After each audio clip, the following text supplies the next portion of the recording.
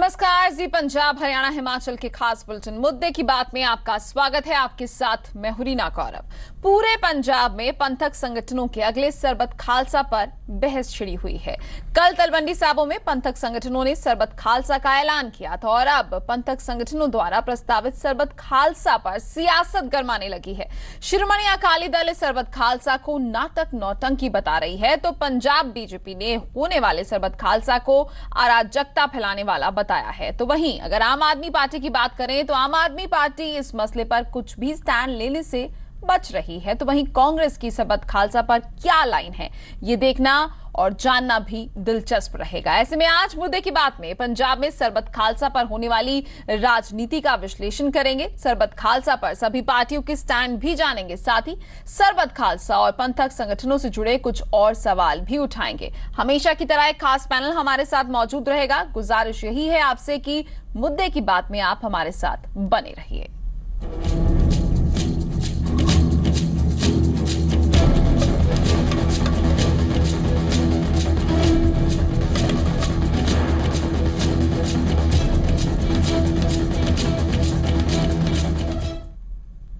सवाल बता देते हैं जिस पर आज हम चर्चा करने वाले हैं, जिस पर आज हमारी नजर रहेगी। सबसे पहला सवाल यही है कि पंजाब में पंथक संगठनों के सरबत खालसा पर राजनीतिक पार्टियों का स्टैंड क्या है। दूसरा अहम सवाल जिस पर हम चर्चा करेंगे वो ये है कि क्या पंजाब में पंथक संगठनों के होने वाले सरबत खालसा से सिख संगत का भला होगा। साथ ही तीसरा अहम सवाल जिस पर हम चर्चा करेंगे वो ये है कि अकाली बीजेपी द्वारा पंथक संगठनों के होने वाले सरबत खालसा को अराजक बताने के आखिरकार क्या मायने हैं। तो ये वो अहम सवाल हैं जिस पर आज हम चर्चा करेंगे और जो खास पैनलिस्ट हमारे साथ मौजूद है उनसे इस पर राय भी जानने की कोशिश करेंगे।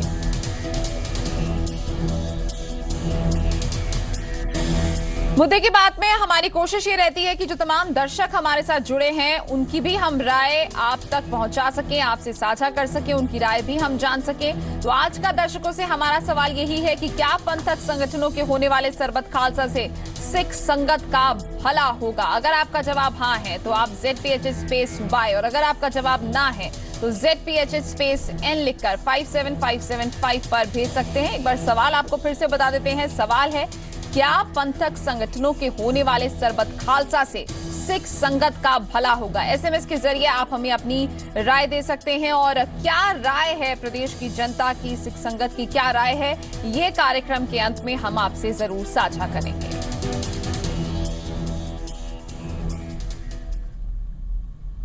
चर्चा को आगे बढ़ाएं और गेस्ट से आपको इंट्रोड्यूस कराएं, उससे पहले कुछ पॉलिटिकल रिएक्शंस आपको बता देते हैं। पंथक गुटों की ओर से 10 नवंबर 2016 को फिर से सरबत खालसा बुलाए जाने के मुद्दे पर सियासत गरमाई हुई है। अकाली दल की ओर से डॉक्टर दलजीत सिंह चीमा ने इसे पंथक गुटों का ड्रामा करार दिया है। तो आम आदमी पार्टी इस बारे में कुछ भी बोलने से बचती हुई नजर आ रही है और साथ ही कांग्रेस का कहना है कि उनका इस मामले से कुछ भी लेना देना नहीं है। भी ਜਿਹੜੇ ਹੈਗੇ ਆ ਇਦਾਂ ਦੇ ਡਰਾਮੇ ਹੋ ਚੁੱਕੇ, ਲੇਕਿਨ ਸਰਬੱਤ ਖਾਲਸਾ ਜਿਹੜਾ ਹਮੇਸ਼ਾ ਸ਼੍ਰੀ ਅਕਾਲ ਤਖਤ ਸਾਹਿਬ ਤੋਂ ਜਿਹੜਾ ਹੈਗਾ ਸਿੰਘ ਸਾਹਿਬਾਨ ਵੱਲੋਂ ਜਿਹੜਾ ਅਕਾਲ ਕੀਤਾ ਜਾਂਦਾ ਉੱਥੇ ਹੀ ਹੁੰਦਾ।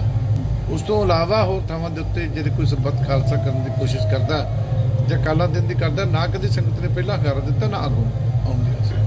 ਕਾਂਗਰਸ ਦਾ ਕਿਸੇ ਵੀ ਇਸ ਪਰੰਪਰਾ ਦੇ ਨਾਲ, ਇਸ ਗੱਲ ਦੇ ਨਾਲ ਕੋਈ ਸਰੋਕਾਰ ਨਹੀਂ ਹੈ, ਦੂਰ ਦੂਰ ਦਾ ਸਰੋਕਾਰ ਵੀ ਨਹੀਂ ਹੈ। ਔਰ ਜਿਹੜਾ ਵੀ ਕੋਈ ਵਿਅਕਤੀ ਉਹ 'ਚ ਸ਼ਾਮਲ ਹੁੰਦਾ ਹੈ ਜਾਂ ਹੋਏਗਾ ਉਹ ਆਪਣਾ ਨਿੱਜੀ ਆਪਣੇ ਤੌਰ ਦੇ ਉੱਪਰ ਸ਼ਾਮਲ ਹੋਏਗਾ। ਜੇ ਸਿੱਖ ਸ਼ਾਮਲ ਹੋਏਗਾ, ਕਾਂਗਰਸ ਪਾਰਟੀ ਦਾ ਉਹਨੂੰ ਕੋਈ ਇੰਡੀਕੇਸ਼ਨ ਨਹੀਂ, ਕਾਂਗਰਸ ਪਾਰਟੀ ਦਾ ਕੋਈ ਰੋਲ ਨਹੀਂ, ਕਾਂਗਰਸ ਪਾਰਟੀ ਦਾ ਕੋਈ ਵਾਸਤਾ ਨਹੀਂ। ਅਸਾਂ ਨਹੀਂ ਜੀ ਬੁਲਾਇਆ, ਜਿਹੜਾ ਬੁਲਾਇਆ ਉਹਨਾਂ ਨੂੰ ਪੁੱਛੋ। ਅਸੀਂ ਪੰਜਾਬ ਚੋਂ ਕਰਪਸ਼ਨ ਖਤਮ ਕਰਨੀ है, लॉ एंड ऑर्डर मेंटेन करना, ये साडा। तो साफ तौर से आपने देखा कि जहां एक तरफ कांग्रेस की राय यह है कि अगर कोई भी शामिल होता है तो वो एज अ सिख शामिल होगा, कांग्रेस पार्टी का इससे कोई लेना देना नहीं है। वहीं आम आदमी पार्टी साफ तौर से इस पर कुछ भी बोलने से बचती हुई नजर आई। उधर हमारे खास कार्यक्रम डायरेक्ट विद दिनेश में पंजाब बीजेपी अध्यक्ष विजय सांपला ने भी सरबत खालसा बुलाने को अराजकता फैलाना बताया है। तो नेता विपक्ष चरणजीत सिंह चन्नी का कहना है कि सिख होने के नाते कोई भी सरबत खालसा बुला सकता है, लेकिन उसमें राजनीति नहीं होनी चाहिए।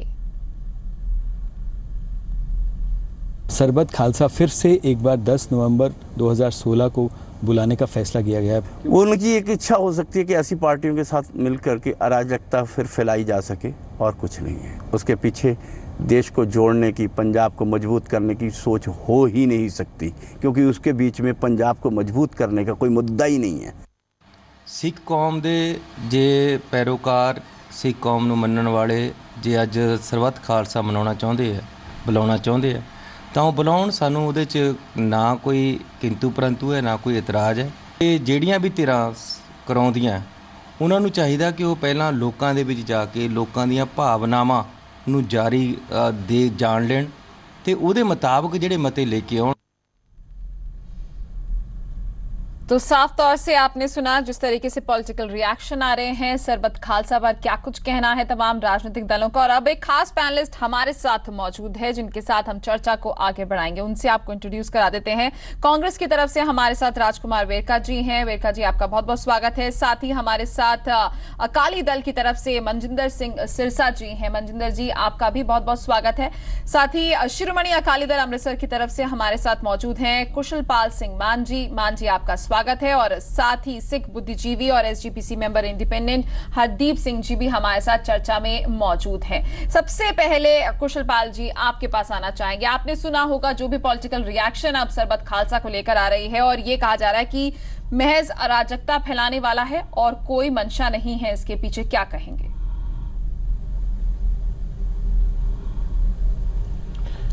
इसके लिए सबसे पहले तो आपको सरबत खालसा का जो हिस्टोरिक सिग्निफिकेंस है वो देखना होगा जी।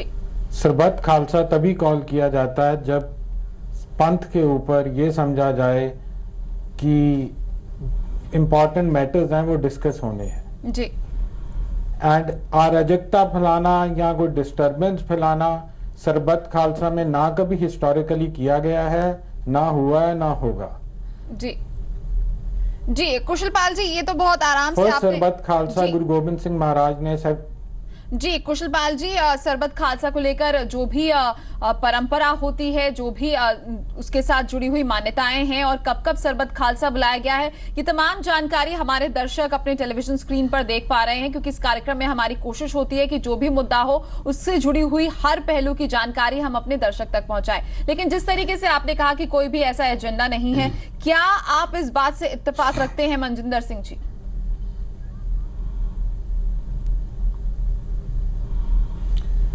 देखो, पहला तो आपको सब ਨੂੰ ਇਹ ਸਮਝਣ ਦੀ ਜ਼ਰੂਰਤ ਹੈ ਕਿ ਸਰਬੱਤ ਖਾਲਸਾ ਹੈ ਕਿ ਬੁਲਾਇਆ ਕਿਵੇਂ ਗਿਆ, ਔਰ ਜਿਹੜਾ ਪਿਛਲਾ ਤਥਾ ਕਥਿਤ ਮੈਂ ਕਹੂੰਗਾ ਸਰਬੱਤ ਖਾਲਸਾ ਜਿਹਨੂੰ ਬੁਲਾਇਆ ਗਿਆ ਔਰ ਉਹਦੇ ਅੰਦਰ ਹੋਇਆ ਕੀ, ਉਹਦੇ ਅੰਦਰ ਜਾਂ ਤੇ ਖਾਲਿਸਤਾਨ ਦੇ ਨਾਰੇ ਲੱਗੇ ਜੀ, ਲੋਕਾਂ ਦੇ ਬੱਚੇ ਮਰਵਾਉਣ ਵਾਲੇ ਆਪਾਂ ਕੰਮ ਕੀਤੇ, ਲੋਕਾਂ ਦੀ ਭਾਵਨਾ ਨੂੰ ਭੜਕਾਇਆ। ਲੋਕ ਉੱਥੇ ਧਾਰਮਿਕ ਵਿਸ਼ੇ ਵਾਸਤੇ ਆਏ ਸੀ, ਧਾਰਮਿਕ ਭਾਵਨਾ ਨਾਲ ਆਏ ਸੀ, ਗੁਰੂ ਚਰਨਾਂ ਨਾਲ ਜੁੜ ਕੇ ਪਹੁੰਚੇ ਸੀ। ਲੋਕੀ ਇਸ ਵਾਸਤੇ ਨਹੀਂ ਆਏ ਸੀ ਕਿ ਨਾਰੇ ਔਰ ਜਕਾਰੇ ਲਾ ਕੇ ਤੇ ਲੋਕਾਂ ਨੂੰ ਗਲਤ ਰਾਹ ਪਾਇਆ ਜਾਵੇ, ਇਸ ਵਾਸਤੇ ਲੋਕ ਉੱਥੇ ਨਹੀਂ ਪਹੁੰਚੇ ਸੀ। ਪਹਿਲਾਂ ਆਪਾਂ ਸਮਝ ਲਈਏ ਸਰਬੱਤ ਖਾਲਸਾ ਹੈ ਕੀ, ਸਰਬੱਤ ਖਾਲਸਾ ਕਿਉਂ ਆ। ਸਰਬੱਤ ਖਾਲਸਾ ਜਿਹਨੂੰ ਇਹ ਕਹਿ ਰਹੇ ਨੇ, ਦੇਖੋ ਸਰਬੱਤ ਖਾਲਸਾ ਉਦੋਂ ਤਾਂ ਬੁਲਾਇਆ ਜਾਂਦਾ ਸੀ ਜਿਸ ਵੇਲੇ 14-15 ਮਿਸਲਾਂ ਸੀਗੀਆਂ, ਮਿਲ ਕੇ ਬੈਠ ਕੇ ਫੈਸਲਾ ਕਰ ਲੈਂਦੇ ਸੀਗੇ। ਉਹੀ ਕੌਮ ਦੀ ਰਿਪਰੈਜ਼ੈਂਟੇਸ਼ਨ ਸੀ ਤੇ ਉਹੀ ਕੌਮ ਦੀ ਰਿਪਰੈਜ਼ੈਂਟੇਸ਼ਨ ਜਿਹੜੀ ਸੀ ਬੈਠ ਕੇ ਤੈਅ ਕਰ ਲੈਂਦੇ ਸੀ। ਅੱਜ ਦੁਨੀਆ ਦੇ ਅੰਦਰ 2.5 ਕਰੋੜ ਤੋਂ ਜ਼ਿਆਦਾ ਸਿੱਖ ਵਸਦੇ, 3 ਕਰੋੜ ਦੇ ਆਸ-ਪਾਸ। क्या 20,000 ਬੰਦੇ ਉਹਨਾਂ 2.5 ਕਰੋੜ 3 ਕਰੋੜ ਲੋਕਾਂ ਦਾ ਫੈਸਲਾ ਕਰ ਦੇਣਗੇ ਜੀ? क्या ਇਹ ਫੈਸਲਾ ਮੰਨਿਆ ਜਾਊਗਾ ਕਿ ਜਿਹੜੇ ਦੇਸ਼ ਦੇ ਅੰਦਰ ਜਾਂ ਦੁਨੀਆ ਦੇ ਅੰਦਰ ਵਸਦੇ ਲੋਕ ਨੇ ਉਹਨਾਂ ਦਾ ਇਹ ਫੈਸਲਾ ਹੋਊਗਾ? ਸੰਭਵ ਹੀ ਨਹੀਂ ਕਿ 20,000 ਲੋਕਾਂ ਦਾ ਫੈਸਲਾ 2.5 ਕਰੋੜ ਲੋਕਾਂ ਉੱਤੇ ਥੋਪਿਆ ਜਾ ਸਕੇ। ਜਿਹੜਾ ਸ਼੍ਰੀ ਅਕਾਲ ਤਖਤ ਸਾਹਿਬ ਦੀ ਆਪਾਂ ਗੱਲ ਕਰਦੇ ਆ, ਇੱਕ ਡੈਮੋਕ੍ਰੈਟਿਕ ਸਿਸਟਮ ਨਾਲ ਚੁਣਿਆ ਹੋਇਆ ਸਿਸਟਮ ਆ, ਉਹਦੇ ਅੰਦਰ ਬੈਠ ਕੇ ਹੋ ਸਕਦਾ ਤੁਹਾਨੂੰ ਕੋਈ ਕਮੀਆਂ ਪੇਸ਼ੀਆਂ ਦਿਖਾਈ ਦਿੰਦੀਆਂ ਹੋਣ। मैं ये नहीं कहता कि सारे सिस्टम एब्सोल्युटली ठीक हो जाते हैं। लेकिन मनजिंदर जी, पिछली बार भी ये सवाल उठा था और इस बार भी ये सवाल उठ रहा है कि आखिरकार जरूरत ही क्यों महसूस हुई कि सरबत खालसा बुलाया जाना चाहिए? ये भी तो एक बहुत बड़ा सवाल है। सिख बुद्धिजीवी भी हमारे साथ मौजूद हैं, हरदीप सिंह जी हैं हमारे साथ। वेरका जी, आपके पास आएंगे और आपका भी पॉलिटिकल रिएक्शन जानने की कोशिश करेंगे, लेकिन उससे पहले हरदीप सिंह जी, आपकी क्या राय इस पर?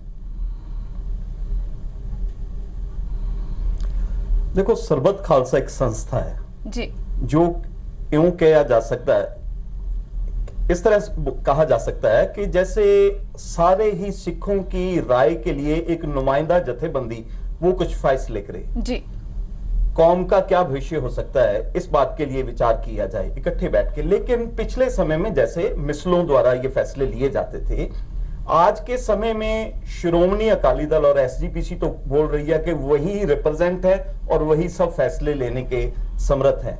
लेकिन दूसरी तरफ ये बात ये है कि वो आम सिख की भावना या संसार भर में फैले हुए जो सिख हैं उनकी भावनाओं के अनुकूल काम नहीं कर पाए, इसलिए एक जो है जो लोगों में, सिखों में जो है उनके बारे में आक्रोश है, एक गुस्सा है और उनसे सहमत नहीं है। उनके जो कुछ वो बोलते हैं वो उनको महसूस होता है उनके मन की बात नहीं हो रही। इसलिए मौजूदा समय में अगर बोलें कि किसी एक इकट्ठ को, एक लोगों के इकट्ठे होने को, एक गैदरिंग को, उसको अगर बोलें कि सरबत खालसा शायद इस तरह नहीं हो सके। आज एक बहुत बड़ी जरूरत है कि इस सरबत खालसा इंस्टीट्यूशन को रीफ्रेम किया जाए, दोबारा इसकी बनतर बनाई जाए कि कौन लोग इसमें रिप्रेजेंट करें संसार भर में फैले हुए सिख, पूरे देश से और संसार भर से उनकी नुमाइंदा जथेबंदियों के द्वारा लिया हुआ फैसला वो एक सभी हरदीप जी, लेकिन हरदीप जी इस बीच सवाल ये भी है कि जो नाम इसके लिए कोई जतन होना चाहिए। हरदीप जी, जिस तरीके से आपने भी कहा कि एक इकट्ठ होता है और एक दोबारा से री इंफॉर्मेशन होना चाहिए, ऐसे में आपसे भी ये जरूर जानना चाहेंगे कि पिछली बार जो बुलाया गया सरबत खालसा और अब जो सरबत खालसा बुलाया जा रहा है, नाम सरबत खालसा का, इसकी क्या ऐतिहासिक मान्यता है? ये सभी जानते हैं, सिख बुद्धिजीवी भी और जो सिख कौम के लोग हैं वो अच्छे से इसको समझते हैं, तो ऐसे में क्या ये ठीक है? देखिए, पिछली बार भी जब 10 नवंबर को सरबत खालसा बुलाने की बात की गई थी तो उस वक्त इंटेलेक्चुअल्स ने, सिख बुद्धिजीवी वर्ग ने ये बात बोली थी कि भैया इसको जो है आप एक सिख कन्वेंशन का नाम दे लीजिए, वहां पे बैठ के विचार चर्चा कीजिए, लेकिन सिख सरबत खालसा किस तरह से हो, उसकी बनतर क्या हो, उसका फ्रेमवर्क क्या हो, वो क्या एजेंडा हो, इस बात के लिए एक विचार चर्चा करने की जरूरत है। और मैं समझता हूं कि जो 10 नवंबर की बात थी, जो उत्साह था, जो एक बात थी, जो गुरु ग्रंथ साहिब की बेअदबी होने के वक्त लोगों के मन की भावना थी, वो उस 10 नवंबर के बाद जो है डिल्यूट होनी शुरू होगी। सो ये देखने वाली बात है कि ये क्या कुछ हुआ, क्या कारण है, किस तरह से जो लोग लीड करना चाहते थे कर पाए हैं, कर पाएंगे या नहीं कर पाएंगे। मैं तो आज भी बोलूं जी, हमारे सामने मसले दरपेश हैं, लेकिन उसको किस ढंग से किया जाना चाहिए, उनका हल किस तरह से ये सवाल कहीं ना कहीं सिख कौम के मन में भी है हरदीप जी, संसार भर के सिखों के लिए। बिल्कुल। राजकुमार वेरका जी भी हमारे साथ मौजूद हैं। वेरका जी, जब पिछली बार सरबत खालसा हुआ था और जिस तरीके से कांग्रेस के कुछ लोग जो थे या फिर कहें कि कांग्रेस के नेता वहां पर दिखाई दिए थे, बाद में ये क्लैरिफिकेशन दिया गया था कि वो एज अ सिख वहां पर गए हैं। इस बार ये देखा जा रहा है कि सरबत खालसा जो बुलाया गया है कि 10 नवंबर को फिर से सरबत खालसा होगा, उससे पहले ही कांग्रेस पार्टी ने अपनी पॉलिटिकल लाइन क्लियर कर दी है कि जो भी वहां जाएगा एज अ सिख की तरीके से शामिल होगा। कांग्रेस का इससे कोई लेना देना नहीं है। यहां पर हम एज अ सिख के बारे में नहीं आपसे सवाल करेंगे, कांग्रेस की इस पर क्या राय है ये जरूर जानने की कोशिश करेंगे सरबत खालसा को लेकर। क्या ये ठीक है जिस तरीके के मते पिछली बार पास हुए थे और कहा जा रहा है कि इस बार उनको लागू करने की तरफ एक कदम आगे बढ़ाया जाएगा, क्या ये ठीक है? देखिए, बात यह है कि यहाँ तक सरबत खालसा का सवाल है जी, उनमें क्या नियम हैं अभी मान साहब सब बता रहे थे, लेकिन मैं एक बात कहना चाहता हूँ कि जब ये सरबत खालसा हुआ जिसमें बहुत से लोग शामिल हो गए, वो उसमें सिर्फ इतनी बात थी कि लोगों के हृदय जख्मी थे, लोग दुखी थे, एक के बाद एक घटना हो रही थी, सरकार हाथ पे हाथ धरकर बैठी हुई थी और जो मुजरिम थे वो पकड़े नहीं जा रहे थे, कार्रवाई हो नहीं रही थी, कार्रवाई के नाम पे गलत लोगों को पकड़ा जा रहा था ताकि उसको छुपाया जा सके सच को। लेकिन वो मसला आज भी पेंडिंग है, आज भी वो मसला अभी तक भी लोगों के मन में है कि वो बात है क्या थी, कौन लोग थे जिन लोगों ने ऐसा किया। उसको चाहे आप विचार चर्चा का नाम दे दीजिए, चाहे उसको सरबत खालसा की बात कहिए, लेकिन मैं ये कहता हूं कि उस वक्त जो ये लोग दुखी थे कुछ लोग कि इस पे जो जिनकी ड्यूटी बनती है, जो जथेबंदियां हैं, चाहे श्रोमणी कमेटी है, चाहे पंजाब की सरकार है, उनकी जो रिस्पॉन्सिबिलिटी बनती थी वो कहीं ना कहीं कमज़ोर नज़र आ रही थी। इसलिए कुछ लोगों ने इनिशिएटिव लिया कि चलो सब लोग इकट्ठे होकर के एक चर्चा करें और सब लोग बैठ करके ये कहें कि ये क्या हो रहा है और क्या होना चाहिए। मैं समझता हूं कि वो एक सरबत खालसा जो था वो अगर मैं उस डेट को याद करूं या उस तरीके को देखूं तो मैं समझता हूं कि उसकी शायद वो जरूरत इसलिए पड़ी थी कि जिन लोगों की जिम्मेदारी बनती थी वो जिम्मेदारी ठीक तरह निभा नहीं पाए थे, तो वो इसलिए। लेकिन वेरका जी, आप ये बताने की कोशिश कीजिए कि तब सरबत खालसा बुलाया गया था, तब जो प्रस्ताव पारित किए गए थे, क्या आपकी, अगर हम कांग्रेस की बात करें, क्या उन प्रस्तावों से सहमत थी? और जिस तरीके से ये कहा जा रहा है, जिस तरीके से अभी हमारे साथ हरदीप जी भी मौजूद हैं, आप भी इस बात से इत्तेफाक रख रहे हैं और हमारे साथ कुशलपाल जी भी हैं, सबका यही कहना है, एक सुर में यही कहा जा रहा है कि कहीं ना कहीं प्रदेश सरकार से आहत थे, जो भी घटनाक्रम हो रहे थे उससे परेशान थे, इसलिए जरूरत महसूस की गई, इसलिए बुलाया गया। लेकिन नतीजा क्या निकला, ये बहुत बड़ा सवाल है। देखिए, बात सिंपल मैं आपको बताऊं, मैंने कहा कि जो सिखों की दरपेश मुश्किलें हैं या उनके मसले हैं, वहां बैठकर के कोई बात करता है तो एक किसी भी सियासी पार्टी का आदमी क्यों ना हो, वो जाकर के उसमें शामिल होता है या बात करता है तो वो उसका धार्मिक मामला है, उसके धार्मिक बात है।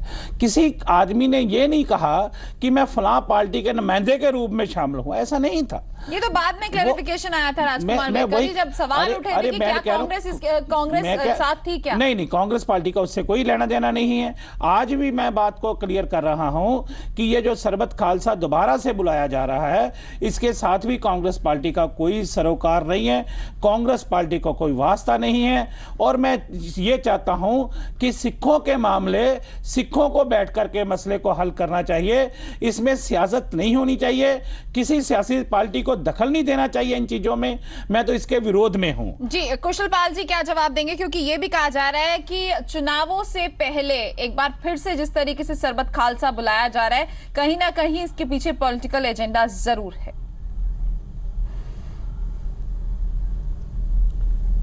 ऐसा है जी, जो सिख इश्यूज हैं they are very very grave, बहुत गंभीर मसले हैं। अब श्रोमणी गुरुद्वारा प्रबंधक कमेटी एग्जिस्ट ही नहीं कर रही आज की डेट में। 2011 वाली इलेक्शंस ऑनरेबल सुप्रीम कोर्ट ने नलीफाई कर दी थी और एक 11 member executive for interim arrangement बनाया गया था, and that interim arrangement is continuing for the last 5 years, जो एक हाउस की लाइफ टर्म है जी।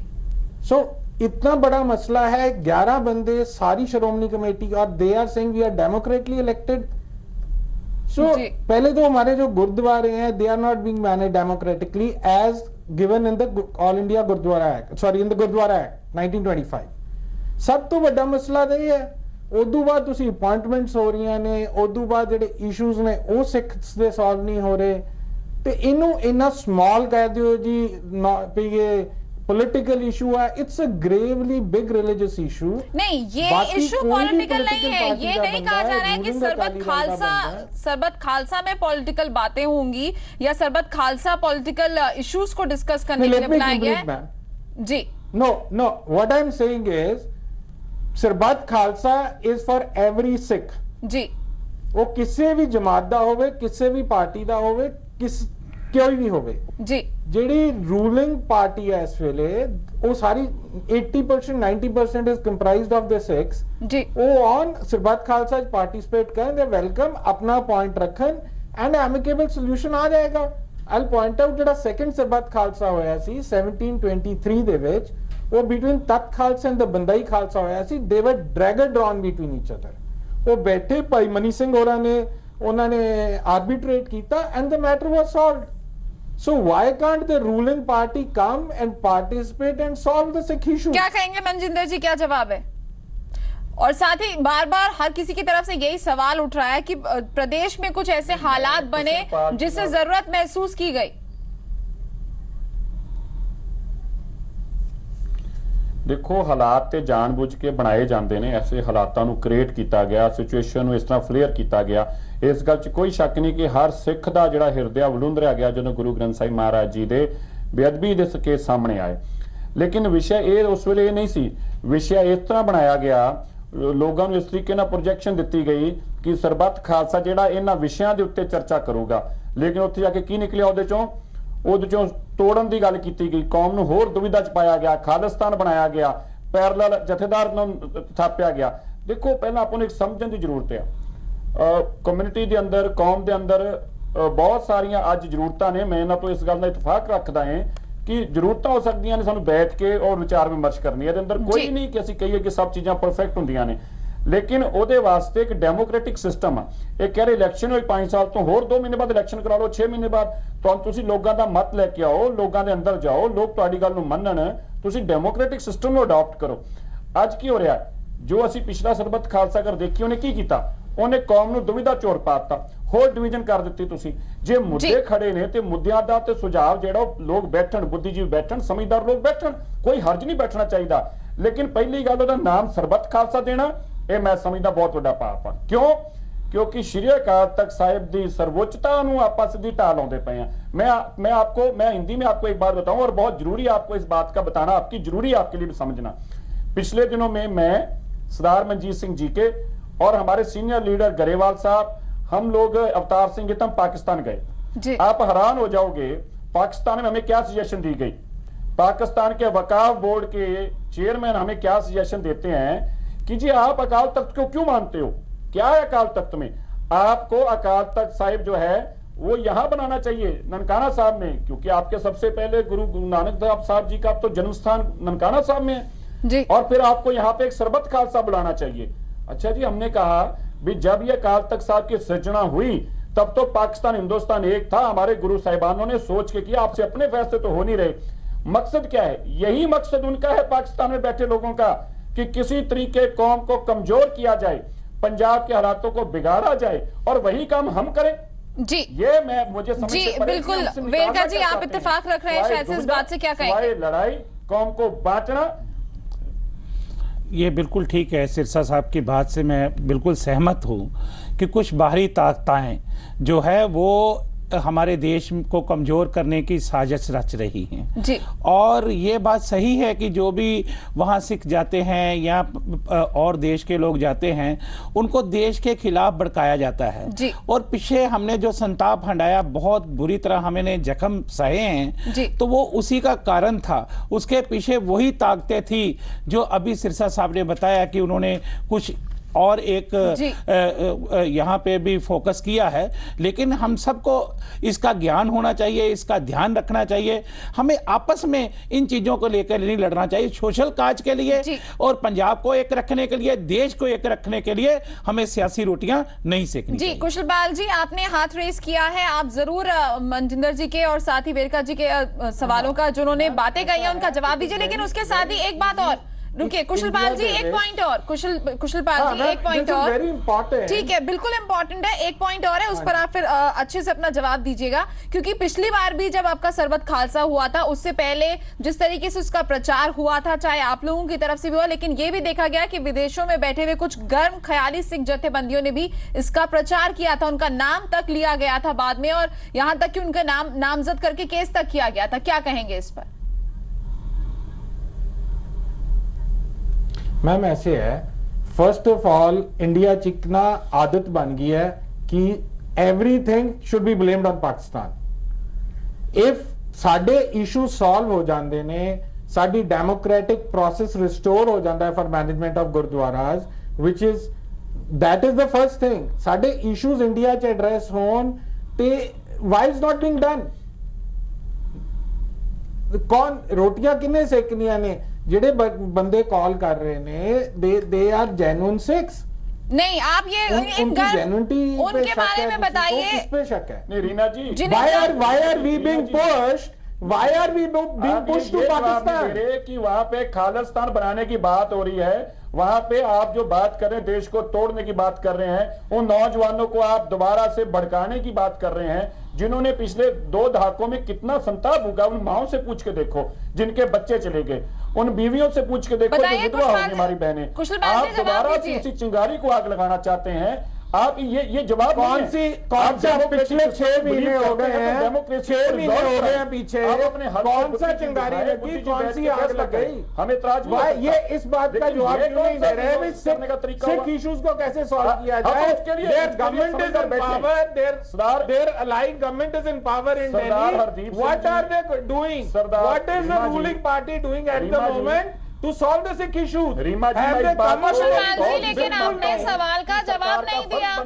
कुशल पाल जी, ठीक है मनजिंदर जी, को जवाब नहीं है क्या हम खालिस्तान बना के रिजॉल्व? ठीक है मनजिंदर जी. कुशल पाल जी, पिछले 6 महीने में प्रदेश में कौन सा बच्चा मर गया, कौन सा हालात खराब हो गया? कुशल पाल जी, इस तरीके की भाषा का इस्तेमाल ना करें तो बेहतर होगा. इस तरीके की भाषा का इस्तेमाल ना करें तो बेहतर होगा. अगर 6 महीने प्रदेश में शांति है तो आपको इसके लिए खुश होना चाहिए, इसका एग्जाम्पल नहीं देना चाहिए. यहाँ पर आपसे जो सवाल किया गया, आपने उस सवाल का जवाब नहीं दिया.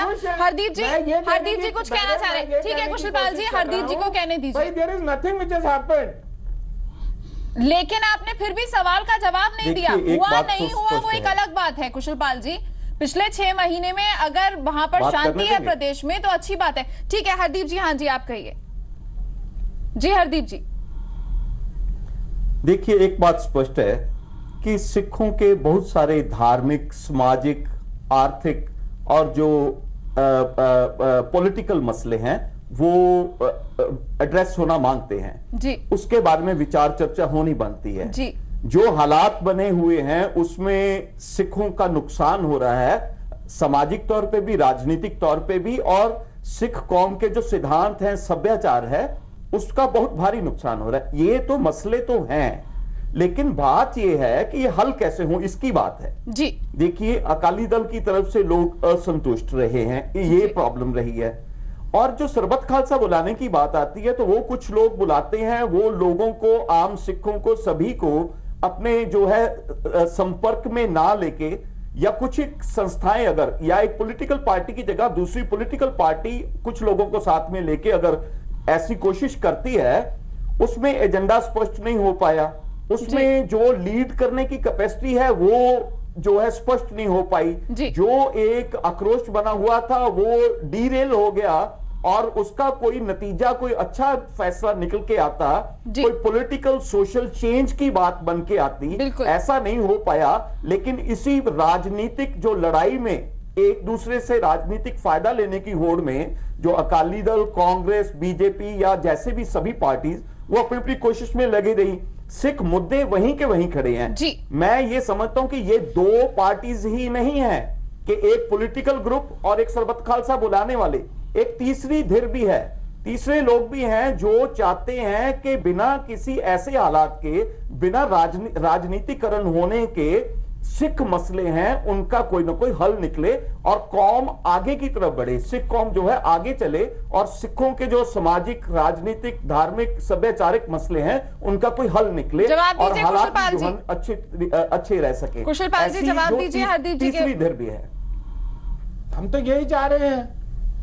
बात ऐसे है, मैंने ये भी कहा है, सरबत खालसा नंबर 1, इन्होंने एक बात चल रही है, चर्चा चल रही है कि जथेदार अकाल तख्त बुला सकता है. पिछले अगर आप 8 या 9 सरबत खालसा पिछले 300 साल में 10 हुए हैं, उनमें से 90% सरबत खालसा, 80% जथेदार अकाल तख्त ने नहीं बुलाए. सो पहली बात तो ये गलत है.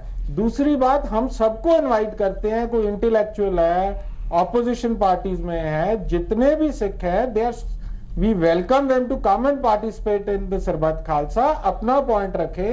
एंड एज सिखिज्म है जो डेमोक्रेटिक प्रोसेस है, जो प्रूव करेगा बैठे वहां लोग वो हो जाएगा जी. हरदीप जी आप कह सकते हैं सिखिज्म में कोई इस टाइम जो हमारी पार्लियामेंट है, आपको किस कैपेसिटी में बुलाएंगे आप, मुझे ये नहीं समझ में आ रही. आपको कौन सा अधिकार मिला बुलाने का? आपने कहा मुझे आप एक विषय मुझे एक याद करा दीजिए, जब श्री अकाल तख्त साहिब की सर्वोच्चता के बिना कोई एक हुआ हो, मुझे आप बता दिए इतिहास में कौन सा आपको ऐसा बात याद आ रहा है? ये कहना गलत है. 1920 में कहना गलत है. मैडम ये मैं डेट बता रहा हूँ. ठीक है मनजिंदर जी. सोच है, वो सोच क्या है? वो सोच ये है कि किसी भी तरीके से नौजवानों को भड़काया जाए और उनको गलत रास्ते डाला जाए। कुशलपाल जी आपके पास आए, उससे पहले हरदीप जी भी कुछ कहना चाह रहे हैं, उनकी बात भी सुन लेते हैं। वही इस सरबत खालसा में निकलेगा। ठीक है मनजिंदर जी, कुशलपाल जी आपके पास आएंगे, आपका जवाब लेंगे। हरदीप जी भी कुछ कहना चाह रहे हैं जी। ऐसे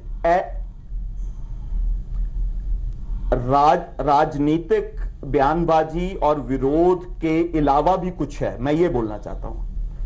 इसमें बिल्कुल सही बात है कि हमारी जो संस्थाएं हैं इनके बारे में स्पष्टता जरूरी है। सरबत खालसा क्या है जी? सरबत खालसा कौन बुला सकता है? सरबत खालसा है सारे सिखों की साझी राय जी। लेकिन अगर ये है कुछ लोगों की होगी तब भी नहीं हो पाएगी। अगर अकाली दल सोचता है कि 19 जो श्रोमणी गुरुद्वारा प्रबंधक कमेटी हाउस वो सरबत खालसा है, वो भी नहीं है। अगर ये भी वो सोचते हैं कि ये कुछ संस्थाओं को इकट्ठे करके गले में सिरोपे डाल के तो उनको पंथ समझ लिया जाए, ऐसा भी नहीं है। ये सोचना पड़ेगा कि सारे सिखों की राय किस तरह से बन सकती है। उसके सरबत खालसा को कॉन्स्टिट्यूट करने का मौका है आज जी। जो एक सबकी साझी राय अच्छे भविष्य के लिए हो। एक बात। दूसरी बात, कौन बुला सकता है? मैं तो यह पूछना चाहता हूं कि सिख अपना फैसला लेने के समर्थ हैं जी। सिख जो है आत्मा ग्रंथ विच, शरीर पंथ विच, शरीर जथेदार विच नहीं है, शरीर अकाली दल विच नहीं है, शरीर श्रोमणी कमेटी विच नहीं है, शरीर पंथ विच। पंथ अपना फैसला लेने के अधिकार रखता है। और मैं ये भी बताऊं कि मेरे को यह बता दीजिए कि 1952 से पहले कभी कौन जथेदार थे? कोई भी नहीं। 1952 में जो 5 हेड मिनिस्टर्स थे, अभी ये मानदल के बोले, मानदल के मान साहब जो इनकी पार्टी के हेड हैं, उनके नानाजी रूड़ सिंह जी वो सरबराह थे, अंग्रेजों द्वारा थापे हुए थे। उस वक्त की एडमिनिस्ट्रेशन ने थापा था। जैसे आज पटना साहब, हजूर साहब में वहां की सरकारें थाप रही हैं और यहां सुप्रीम कोर्ट ने थाप दिया, कल को हो सकता है बीजेपी यहां पे प्रेसिडेंट थापे, ऐसे हालात बन सकते हैं।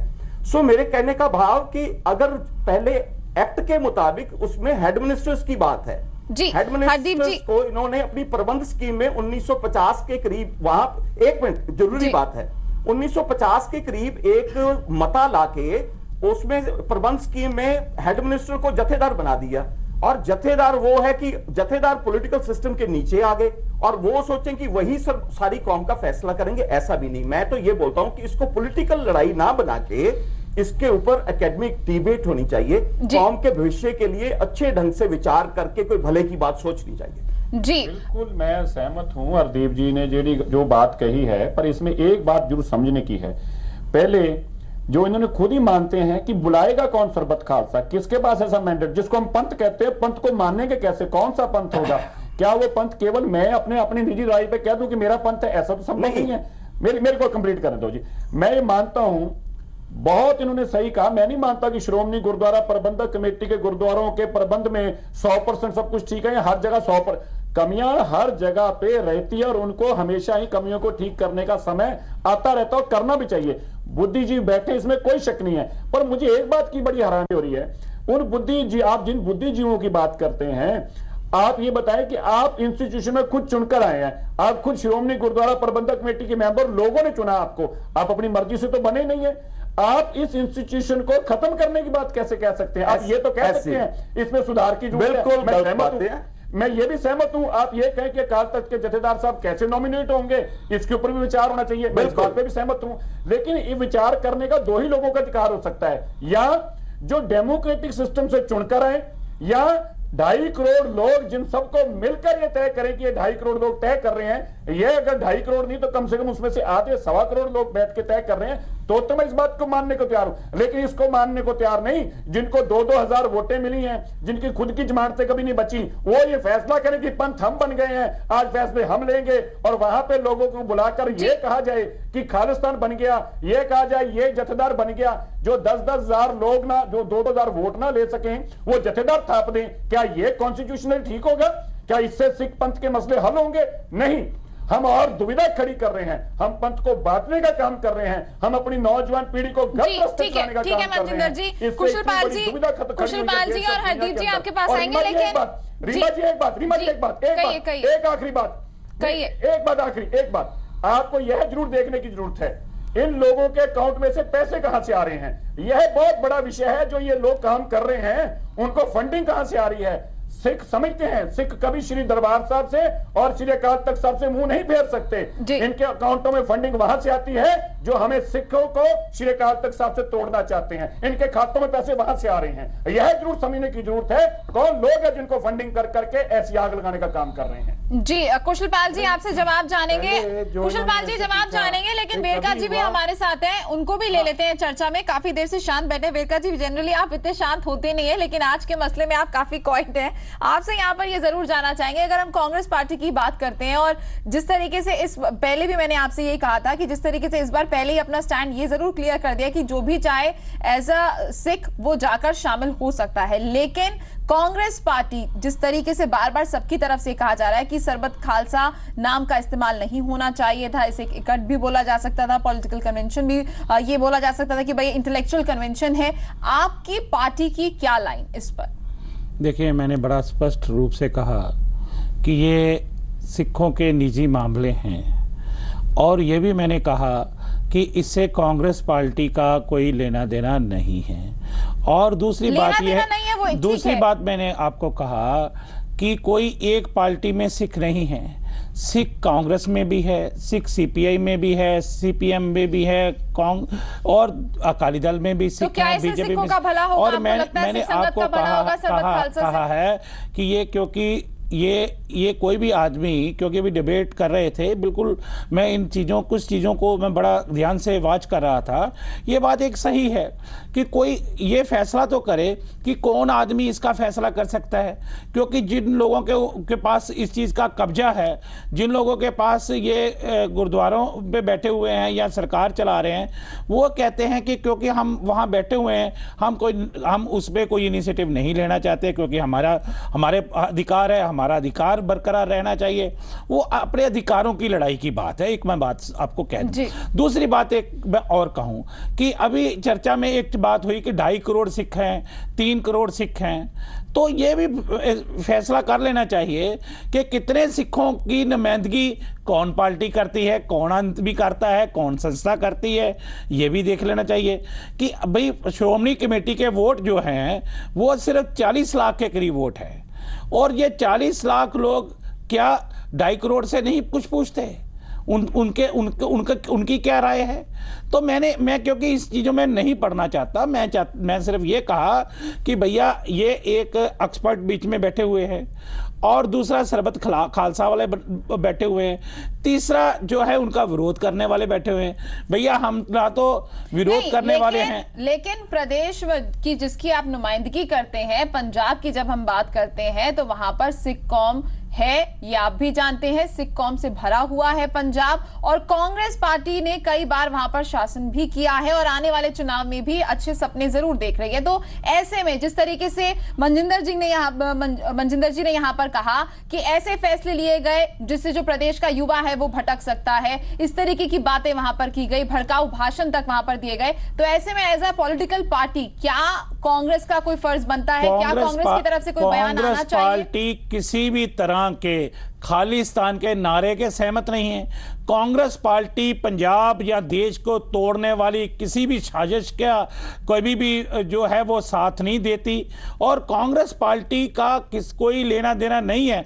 मैंने बड़ा क्लियर आपको कहा कि जो पहले सरबत खालसा को आप कह रहे हो सिख जथेबंदियां का कट कह लीजिए, एक विचारधारा की बात कर लीजिए, लेकिन वो भी लोग जो थे वो भी कोई विदेश से नहीं थे, पाकिस्तानी नहीं है, वो भी हमारे देश के नागरिक हैं और गुरु के सिख हैं जिन्होंने एक पीड़ा महसूस की। जी मतलब यह है कि आग तो आप भी लगाना चाहते हैं, पर शांत तरीके से आग लगाना चाहते हैं। आग तो आप भी लगाना चाहते हैं, चिंगारी तो आप भी लगाना चाहते हैं, बड़ी शांत तरीके से लगाना चाहते हैं। आप ये बता रहे हैं मतलब कांग्रेस भी हितैषी होगी सिखों की, जिसने श्री दरबार साहब के ऊपर हमला करा हो, सिखों के वोट कांग्रेस को आपसे ज्यादा, अरे सिखों का वोट, सिखों के वोट, पहली बात सुन लो, आपने अब तर्ज चेंज करनी है तो पहले भैया जवाब ले लो, आपने शुरुआत करनी है ना। अरे मैं आपसे ज्यादा एक्सपर्ट हूं इन चीजों में, समझ लो। दूसरी बात आप एक बात आप समझ लो वेरका जी, मैं आपसे मेरी बात अरे इनको पूरा बोलने दो, मैंने जवाब देने दो एक बार इनका। हाँ बताइए क्या कहना चाहते हैं? स्टेजों पर जाकर बैठते हैं, और दूसरी नहीं आप अपनी इस बात का जवाब दीजिए। रीना जी हम अपने जो मैटर है कर रहे हैं, ये इनकी अकाली दल और कांग्रेस की झगड़ा नहीं होना चाहिए। ऐसे लोगों के खिलाफ है, आप ये कह रहे हैं कि कुछ लोग हैं जिनके अपने मत हो सकते हैं, तो क्या ऐसे लोगों को आप समर्थन देते हैं? किक्की जी जाकर स्टेज पर बैठते हैं, आपके 3-3 एमएलए जाकर समर्थन करते हैं, आपके लोग इकट्ठे करते हैं और आप सिख कौम का नुकसान कराते हैं, लोगों को आग लगवाने का भैया काम करते हैं, आप provide श्रोमणी करते हैं। कमेटी क्यों के आप ऊपर provide कब्जा करते चाहते हैं, ये आप नहीं चाहते कोई आदमी उसमें दूसरा सिख दखल दे। और दूसरी मैं आपको बताऊं, शायद आपको मालूम नहीं, सिखों के वोट कांग्रेस को ज्यादा मिलते हैं, अकाली दल से ज्यादा सिखों को वोट कांग्रेस के मिलते हैं। करा था जब उन्होंने श्री अकाल तख्त तमाशा लगा रखा है आपने। कांग्रेस की हमेशा आपको अरे आप लोग है कहां थे? अरे आप है कहां थे तब? आप ये बताइए, पहले प्रकाश सिरसा जी पहले प्रकाश सिंह बादल से एक सवाल का जवाब पूछ लीजिए। मैं कहा एक बात करनी है ना अगर आपने, तो उनसे पूछिए कि जब ये आतंकवाद की लड़ाई लड़ी जा रही थी, सुखबीर सिंह बादल को ये अमेरिका में किसने भगा के भेजा था?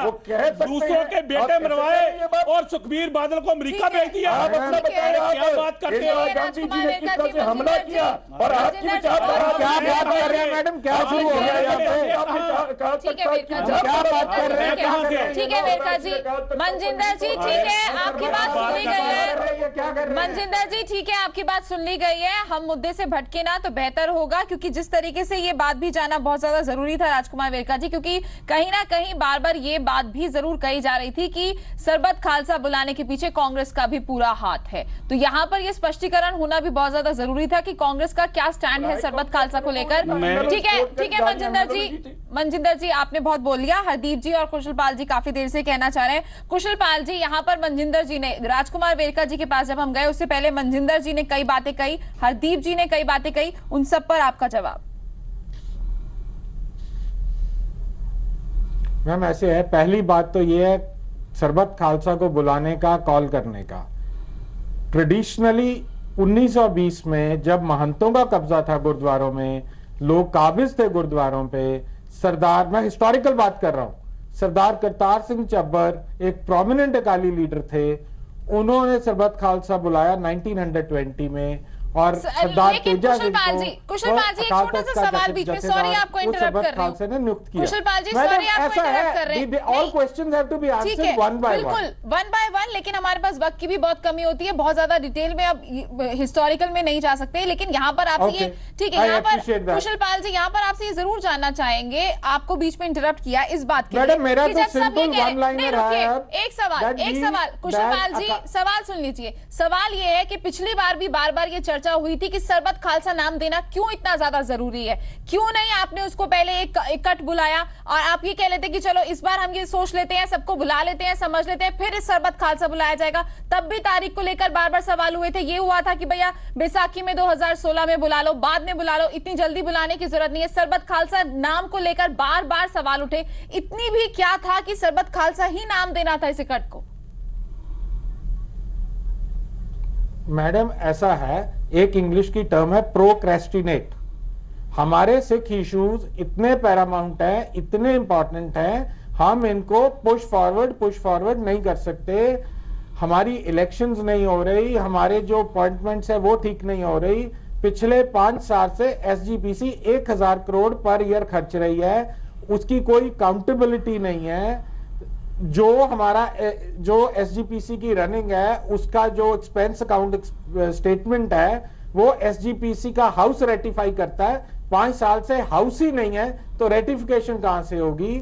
हमारे जो सोशल रिलीजियस इश्यूज है, हमारा आनंद मैरिज एक्ट की इंप्लीमेंटेशन है, सारा कुछ पेंडिंग है। पहले ये बुला लो, वो कर लो, ये तो प्रोक्रेस्टिनेशन हो गई, चलता रहेगा। Why can't we solve it?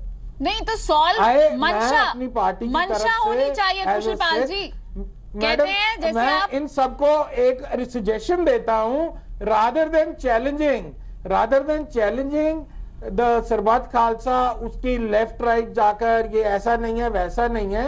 As a humble Sikh, जो गुरु साहब का हुक्म है, दे शुड कम, आके एज अ सिख पार्टिसिपेट करे, अपना पॉइंट ऑफ व्यू रखे, एंड देन विचार किया जाएगा। और आप सबसे लोग बता कुशल पाल जी क्या कोशिश है आपकी तरफ से कि सारे सिख कौम आपके साथ जुड़े? इंडिया से और 150 आदमी की अब्रॉड से हाँ जी, क्या कोशिशें हैं आपकी तरफ से, जिस तरीके से आप लोगों ने नुमाइंदगी ली है कि हम सरबत खालसा बुला रहे हैं? This is a part of the news. Madam मैं वही बता रहा हूं, 150 आदमी की इंडिया से और 150 आदमी की बाहर से 300 आदमी की कमेटी बनेगी जो सारा इसको कंडक्ट करेगी। And we welcome every Sikh without caring वो उसकी पॉलिटिकल एफिलिएशन क्या है, to come and participate. Hardeep ji कुछ कहना चाह रहे हैं, कहिए हरदीप जी। बंदा सारा ऑर्गेनाइज कहिए हरदीप करेगा। जी। अगर इन्होंने they don't want to come inside the system।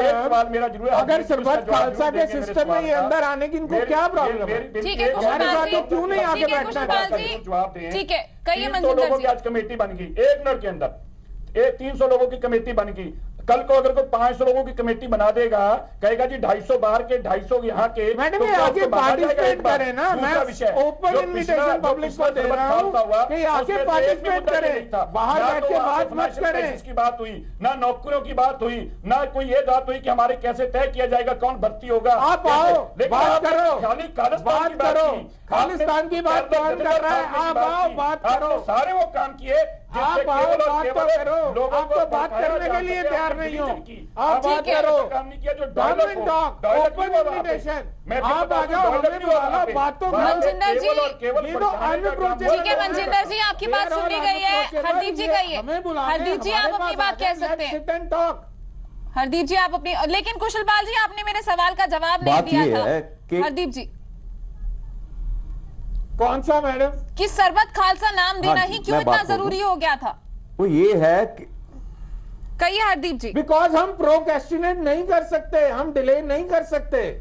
बात ये है जी हरदीप जी कि बहुत ही सीरियस मसले हैं जो कि सिख कौम के दरपेश हैं। जी बिल्कुल।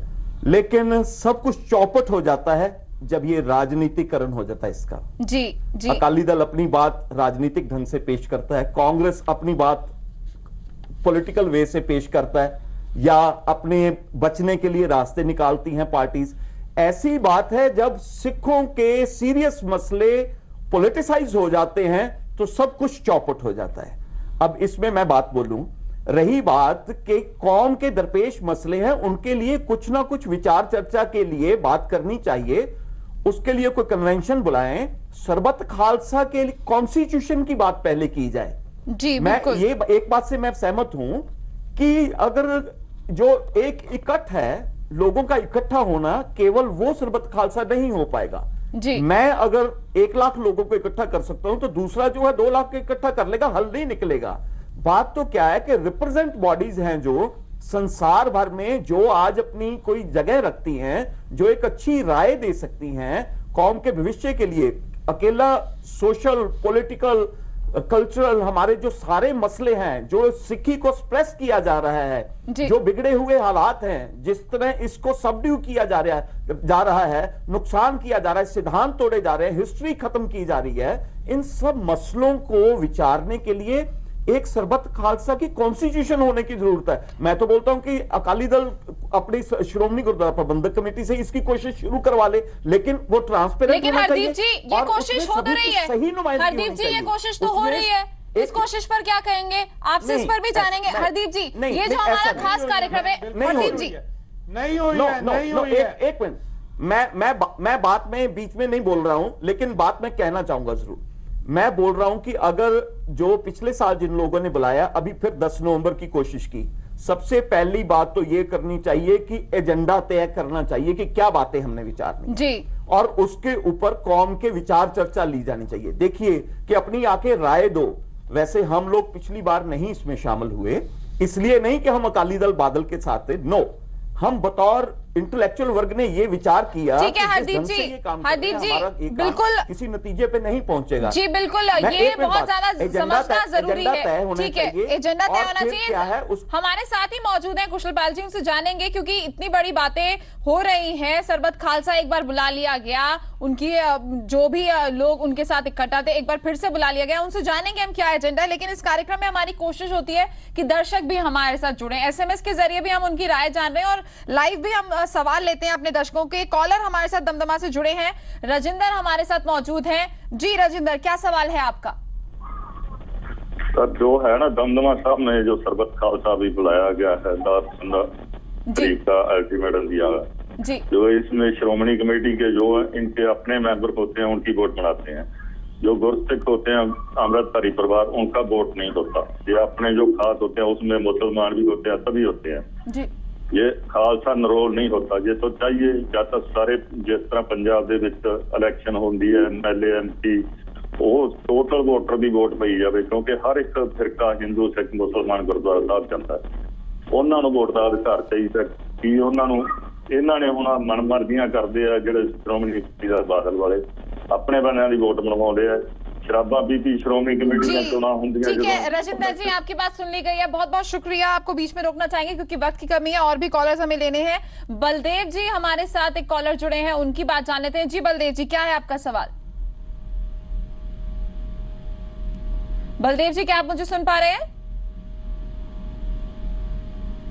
लगता है बलदेव जी से हमारा संपर्क टूट गया है। तो यहाँ पर आप कुशल पाल जी, आप बताइए, आपने सुना होगा एक कॉलर हमारे साथ जुड़े थे, जो भी उन्होंने बातें कही हैं, क्या कहेंगे उस पर? हाँ मैडम, ऐसा है, उन्होंने कहा कि मल्टी रिलीजियस वोटिंग राइट्स होने चाहिए। सिखों के मसले सिख ही सॉल्व करेंगे, हिंदू और मुसलमान नहीं कर सकते। एंड जो गुरुद्वारा एक्ट है उसमें डिफाइंड है कि कौन वोट कर सकता है, एंड उसमें there is a very clear definition that only a Sikh can vote. So ये मल्टी रिलीजियस वोटिंग इसमें पॉसिबल नहीं है, ना लीगली ना एथिकली ना सोशली पॉसिबल नहीं है जी। हाँ जी, चलिए हरदीप जी, आप भी कुछ कहना चाह रहे थे, संक्षिप्त में अपनी बात कहिएगा हरदीप जी। मैं यही कहना चाहता हूं कि इन सब बातों को पॉलिटिकल रास्ते से हटा के बिल्कुल धार्मिक और पंथक ढंग से इसको हल किया जाना चाहिए। मैं अगर इस बात का विरोध करता हूं कि अकाली दल इसको राजनीतिकरण ना करे, तो मैं ये भी चाहूंगा कि कोई भी और भी पॉलिटिकल पार्टी इस तरह से इसको राजनीतिक तौर पे मत ले। चलिए ठीक है हरदीप जी, हरदीप जी बहुत ज्यादा, चाहे कोई और पार्टी हो, चाहे कोई और अकाली दल ही हो, ठीक है कुशल पाल जी, इसके लिए ऑटोनमस वे से, इंडिपेंडेंट वे से पंथिक प्लेटफॉर्म बनना चाहिए पंथिक मसलों के लिए। जी चलिए मनजिंदर जी, वक्त की बहुत कमी है हमारे पास, आपको बात कह रहे हैं, मैं डायलॉग के लिए बिल्कुल सही है, डायलॉग होना चाहिए, ठीक है, लेकिन डायलॉग के साथ साथ एक बात जरूर रहनी चाहिए, बुद्धिजीवी बैठ के अपनी राय दें, इसमें कोई बुरी बात नहीं, होना भी चाहिए। डेमोक्रेटिक सिस्टम का मतलब यही नहीं है कि जो चुन के आगे केवल उन्हीं के हाथ में कमांड रहे। सूझवान लोग हमेशा राय देते रहे, उनको देनी भी चाहिए, लेकिन इतनी बात का हमें जरूर ध्यान रखना चाहिए, अपने इंस्टीट्यूशंस को खत्म ना करें, उनकी हस्ती को, उनकी शक्ति को खत्म ना करें, इतनी बात का ध्यान रखना चाहिए। शायद से अगर इन बातों का ध्यान दिया गया होता तो सरबत खालसा बुलाने की नौबत ही नहीं आती। हरदीप जी माफी चाहेंगे, वक्त की हमारे पास बिल्कुल कमी है, आपके पास नहीं आ पाएंगे। और कुशल पाल जी, उम्मीद प्रदेश की जनता आपसे यही लगा रही है कि ये जो सरबत खालसा बुलाया जा रहा है इसमें कुछ ऐसे फैसले लिए जाएं जिससे सिख कौम का भला हो, सिख कौम जिन चीजों से परेशान है उसका हल निकल सके। आप सभी का, राजकुमार वेरका जी आपका भी, और आप सभी का बहुत बहुत शुक्रिया इस चर्चा में हमारे साथ शामिल होने के लिए। और साथ ही हमने अपने दर्शकों से सवाल किया था कि क्या पंथक संगठनों के होने वाले सरबत खालसा से सिख संगत का भला होगा, और जो राय हम तक पहुंची है उसमें आपको बता दें कि 90 लोगों का कहना है कि हां इससे सिख संगत का भला होगा, और 11% लोगों का जवाब ना में है।